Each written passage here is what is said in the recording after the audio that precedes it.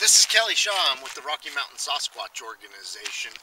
I'm doing a tour of the West Coast on Bigfoot sightings. I'm currently in Nevada. I'm right outside Winnemucca.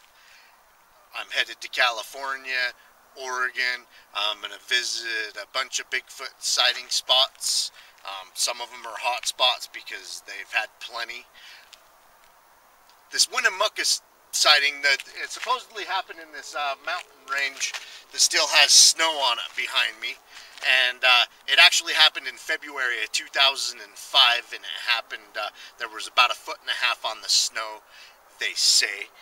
2005 is pretty recent in Bigfoot sighting years. Their Bigfoot sightings are so rare that, in my opinion, 9 years, that's pretty recent in Bigfoot years. This is the Winnemucca sighting. There was 3 guys that went out to go hiking on a small hike, and one of them was pretty young. I believe he was about 6 years old, and then of course he had his uncle and his older cousin. And they also had their dog, which was a Doberman Greyhound mix. And I guess this dog was pretty damn scrappy and pretty tough. It had taken on a mountain lion a year or 2 before, and it really scraped up its stomach and has a bunch of scars and stuff on it. Tough dog. So you know the dog's gonna be in this story. Well, anyway, they were hiking along, and the youngest one, the 6-year-old, he pointed up on top of the mountain in this range that they were hiking in, and he says, "There's a man up there walking around." And they look up and they don't see anything. Well, their vehicle was the only vehicle down below, and so they kind of just blew it off that he was seeing something.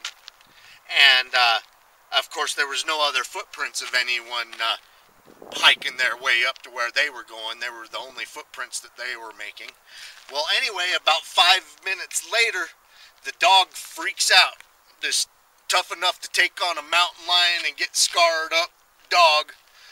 They said it weighed about 95 pounds, a Doberman Greyhound mix. It takes off tearing and runs and hides underneath the truck down below. And then all of a sudden they hear this low guttural howl.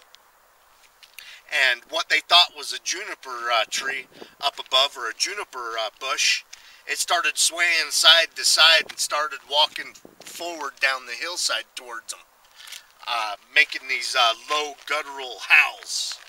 And of course they started backing off, and it started sinking in that they were having a Bigfoot sighting.